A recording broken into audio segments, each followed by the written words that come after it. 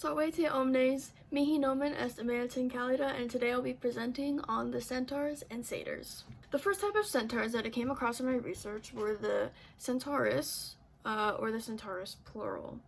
These were the outliers of the centaurs, one of the only types to be women. You can see what that looks like in the drawing I have on the left side of the screen. They were part of the Centauri tribe. The other part of the Centauri tribe were the male centaurs, known as the classic term the Centaurus or plural Centauri. The Centauri Cypri were a tribe of bullhorn centaurs native to the island of Cyprus, located on the left side of your screen. Horrifyingly enough, this tribe of centaurs were said to be the spawn of Gaia and her grandson, Zeus. Even though they technically weren't the blood relatives of Aphrodite, they still served her and were probably fertility spirit attendants. The Fairies Lamai, located on the right of your screen, or the beasts of Lamos, were 12 demigods sent by Zeus to guard baby Dionysus from Hera, who later had the unfortunate luck to be transformed into centaurs by the very person they were protecting Dionysus against. Before we move on, a little bit of geography for you. The star on this map is Cyprus, where the goddess Aphrodite, or Venus if you want to go Roman, is said to have touched land for the first time after being created from the mixture of Ouranos' blood, genitals, and sea foam. Not coincidentally, this is also where the Centauri Cypri resided.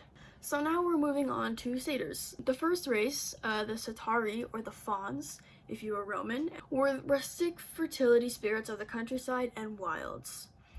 They were known to hang out with the nymphs and were seen as the companions of many gods and goddesses. For example, Dionysus, Hermes, Hephaestus, Pan, Rhea, Cybele, and Gaia. With Dionysus, they would party with Maenads, drink, and play the flute. Speaking of flutes, the Tityrus, or the Tityride plural, were literally called of the flute.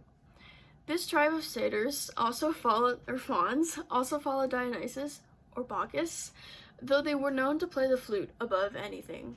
The Seleni, or Selenus singular, as you see on the left side of your screen, were elderly daemones, fertility spirits, who were the sons of elder Silenus and the fathers of the tribes of the Satyrs and the Oreads, mountain nymphs. There were 3 Seleni who are explicitly named in the stories: Meron, Lennius, and Astrios. Now the Panes, the last tribe of fauns, or satyrs that I'll cover, were a multiplication of the Arcadian god Pan.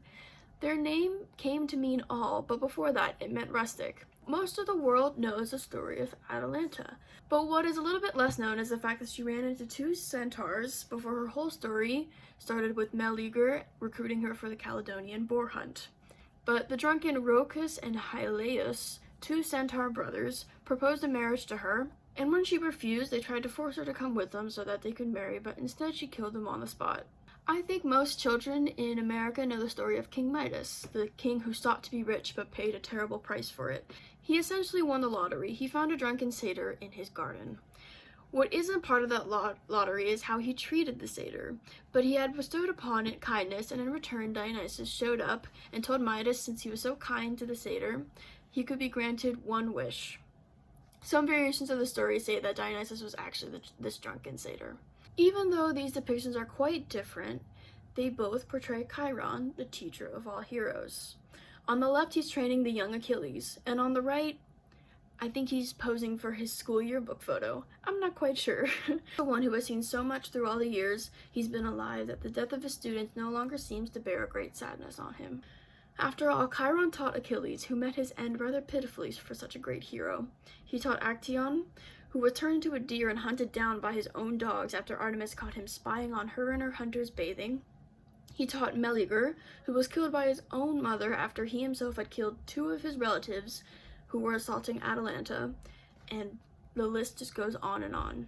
And being able to tell a story about a half-man, half-animal creature and say, this is a part of you, but you can control it since you're fully human. I think the ability to control yourself and the ability to still have fun was really important to the Romans and the Greeks. Gratias vobis.